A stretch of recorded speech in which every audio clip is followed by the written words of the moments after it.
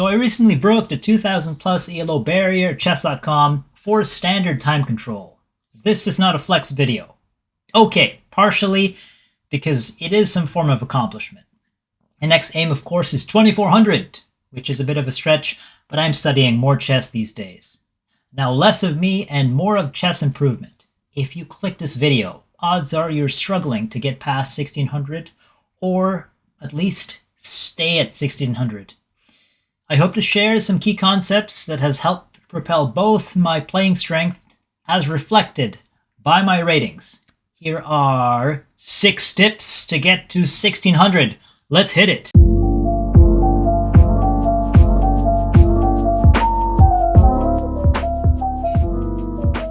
Welcome to my road to Master Chess. So, as we go through the video, I will highlight important tactical, positional, and or other ideas in blue, plus a post-game checklist.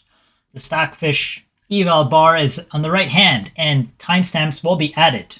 Let's get started.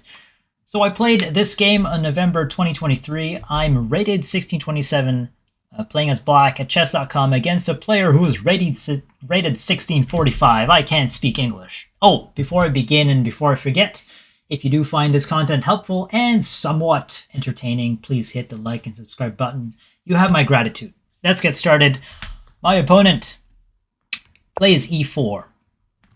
I play c5. This is in defense. I sometimes dabble with the modern defense. Plays knight to f3, logical moves. I played knight to c6 and open Sicilian with knight to c6. My opponent plays a bishop to b5, avoiding the Sicilian struggle in the middle. I played g6, the pre-Rossolimo variation. My opponent plays knight to c3. Of course, if he decides to castle, I'll play bishop to g5, hitting the center once, twice, 3 times. And after takes, I'll take towards here. Clamp down here, and just hoping to have control. Even though this is doubled, I hope to trade that later. In the game, that's not what happened. He played knight to c3, a bishop to g7.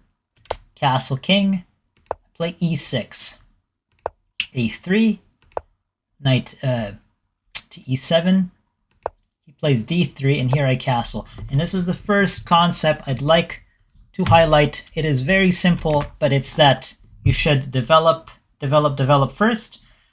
I find when I watch people, either on YouTube or on chess.com, who are in the 15, 16, even sometimes 1700, rarely though, level, they want to find tactics immediately. They leave their king in the middle of the board, and I don't know what they're looking for. But the thing is, unless you know the line and you can have tactical ideas immediately, you should develop first. Otherwise, you're grasping at straws. And if you win, it's by order of chaos and luck, which means your rating will drop again if you have that idea in mind. Here, he plays bishop to e3, developing the bishop, hitting here. I could either play this, but my idea was b6, hoping to go here. That's the light square diagonal. And the machine actually recommends knight to d4, which I did think of. If you take, of course, goodbye pieces. And if you take here, you have ideas here with tempo, but you have to defend that. So there is a nice, insane alternative that's the supercomputer, is to push on d5, and after takes, you know how that's hanging, and that's hanging if you play queen to b6, and that's exactly what happens. You try to defend, you boot that out, and after that you win a piece. I did not see that. It's hard to see that in 10 minutes, especially if I'm not Stockfish 16. So I defended bishop to e3 with b6. Queen to d2, second rank, likely here, likely there, but also just strengthening h6. Here I played d5. And after takes, this is the second idea that I find that should be a commonality in most, if not all the way up to 2200, unless you know the line very well. It's that you should take towards the center. Mind you, if I did take with this, that's a blunder, because I dropped the knight. But the concept I want to show you, and it's a very simple concept, English please, is to attack the center and maintain central tension.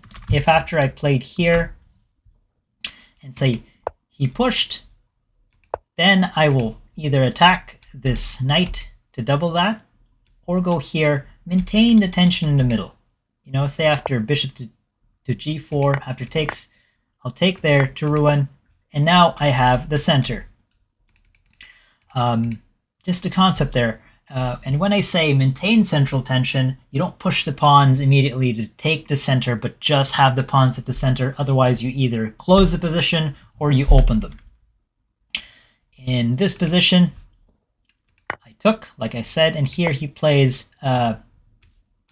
bishop to h6. If I take, queen goes here. I don't have the dark square bishop, and so does he or she. The thing is, though, I don't want a queen at h6 breathing down my neck. So instead, I figured we're going to trade bishops here, so I pushed on d4.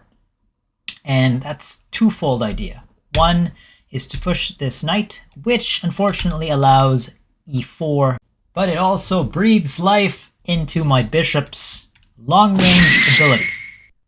So my opponent sidestepped, now controlling this square a couple times, and likely here later on. Here I played just a simple bishop to b7. You'll see fairly even, a little bit of advantage for white here. My opponent took, went here, and he played rook to e1, at which point I'm just having a quick position check, and I'm looking at this light squared bishop, and it's not really doing much. And I'd like to keep it that way, where it's not really doing much. So I played knight to f5. If pushed here, I'll probably retreat. This requires a bit of calculation, and my opponent wants to break the center here. Idea being, well, he wants to avoid me taking over a lot of territories. I'm not so sure, though, that's a great idea, because this is now a backwards pawn. So I booted out the bishop, just asking it, what do you want to do? My hope is that I can trade here and maintain my superiority in the light diagonal. My opponent decided to do so. I took, he plays knight to, I can't speak English, guys, knight to e5. Here's a critical moment. I also find a lot of 1600s or 1500s doing, say they're either going to trade that, and then a pawn takes. They're either going to develop here, and after takes, well, you've traded pieces, but why? Why are you trading pieces? Are you trading up or down? And the thing is, I simply played bishop to b7. And it's this very simple concept when you think about it. I maintain my control of the light squared bishop, or light squared diagonal. My opponent no longer has that bishop. And I can place my queen here. That square on g2 is always and should be on guard from here on out. Sure, the rook is not developed yet, but this is a nagging threat. And that's why some players, and in general, two bishops are better than two knights, in open positions at least, where the pawns are not blocking them. So, that is the third concept, is maintain and create open files and diagonals. If you can kind of conceptualize that, you should do that. Don't give up your bishops yet. Here my opponent plays a semi-blunderous f4. Guess what? That strengthens my control of this square, which is, well, I played knight to e3. And that's kind of the fourth idea there. If and when you get the opportunity, you should create an outpost for your knight. Knights near the king and the queen combined are dangerous threats. Also, in general, the knights don't have to do much if they're in the king's territory or in the middle. They are a thorn in your opponent's neck because they can hop pieces. And say, imagine a knight here, here, here, here, here, here, here. There's actually a game by Fischer where he does that to one of the Bayern brothers, and it's just brutal. And here my opponent plays, after I play that, rook to f3, just aiming, leaving the rook within the aims of my bishop, which is not a great move. And I have to be careful here, which leads to my fifth idea, because at first glance you're like, oh, maybe I can remove that defender. But if you play f5, you get countered with knight to g5. And guess what? You think you can take that? No. Guys, you have to look at extra threats. I'm threatening that, which looks great, but this is wide open for a family fork royale. And after that, the game is just done. So, tip number 5. Oh, spoiler there. Calculate. Know that if you do this, you create a weakness in that square. So I played a simple, elegant, but also calculated f6. You know why? Because my knight holds that square and say in this square. And after f6, I calculated that after knight to c4, my calculation was simply takes, and after takes, I'm up a knight. There is an insane calculation, though, that involves knight to c4 first, and after that, you pin the rook, hitting that piece. And if, say, you move, well, then you take. Still aiming at the rook, but now here. The idea is if you take and take, there is a checkmate threat, and the rook still is on prise. So after that move, well, the game is just a check, and you take. But I am not stocked for 16, like I said, so after f6, my opponent decides to do a counterplay-ish desperado called knight to g5. And mind you, if I take the wrong piece, I get hit. If I take the wrong piece, I get the family royal fork. I took the right piece and still maintaining tension. And after that, I took again. Knight here, and here's queen to d5. Like I said, I don't have the bishop anymore, but this knight is just nagging on g2. After takes and takes, my opponent tries to get some counterplay with a check, but that doesn't work. Because after that, I'll double up here, and you still have to contend with this knight. And why that doesn't work is what I call the sixth idea. The tip here is that when you have knights on your opponent's camp, centrally and near the king, and the queen is too far to defend it, guess what? You create mating threats. So, tip number 6 is find the finishing blow, because tactics flow from a superior position. I think Bobby Fischer said that, and here I played rook takes on f3. After this move, it is a forced mate in 2. I'll let you find it. First with a check. King here is a mate. And here is a mate. And my opponent, I believe, resigned after I gave the check here on g5.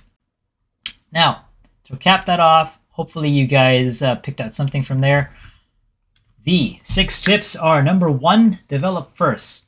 Don't force any tactics unless you know the line, at which point you're not going to be watching this video because you're either master level or an expert. Number 2, create central tension and maintain it. Don't push it forward to close the position yet. It dictates how the game will be played. Number 3, create an open file and diagonal, and you need to maintain them. Number 4, create an outpost for your knights. Knights in the middle are a nightmare for your opponent and the enemy king.